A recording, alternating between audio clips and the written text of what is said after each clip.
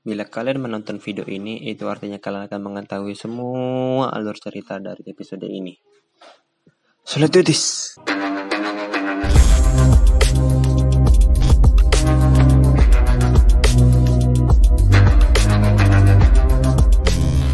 Setelah klaim yang dilakukan oleh Astrid di episode 1, Alfred dan tentaranya pergi mengejar Astrid, tapi mereka gagal.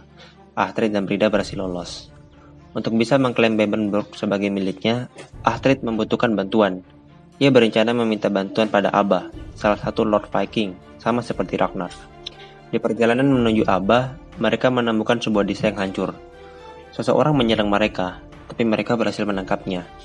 Orang itu bilang kalau desa itu dihancurkan oleh pasukan Viking yang dipimpin oleh Astrid, dan pasukan Viking itu berencana melakukan kudeta pada Lord Viking dengan membunuh para Lord Viking yang ada.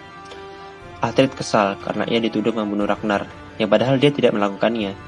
Dia jadi takut untuk mendatangi Abba karena takut Abba akan membunuhnya. Brida memberi ide untuk mengambil seorang tawanan bila ingin bertemu dengan Abba. Hal itu agar Abba tidak membunuhnya. Astrid pun menjadikan Story, dukun pribadi Abba sebagai tawanan, karena tahu Abba sangat menyayangi dukunnya. Astrid menemui Abba di gereja, di mana di saat itu ia sedang mengeksekusi Raja Edmund. Astrid berusaha meyakinkan Abba, tapi ia gagal. Abba nyaris membunuh Astrid, tapi ia batalkan karena Astrid menawan Story.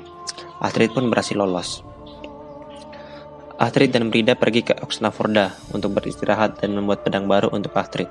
Saat pedangnya sudah jadi, si pandai besi memberitahu kalau ada sekelompok orang yang mencari Astrid dan Brida.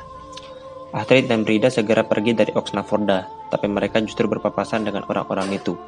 Astrid dan Brida melawan dan berakhir membunuh mereka semua.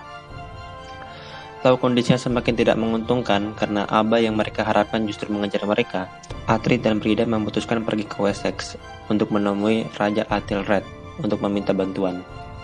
Sesampainya mereka di Winterkenster, mereka ditahan oleh tentara kerajaan. Tapi Bapak Beoka, pendeta yang menyelamatkan Astrid di episode 1, ternyata ada di kota itu dan kemudian menjamin Astrid dan Brida. Astrid dan Brida tidak diperbolehkan bertemu dengan raja.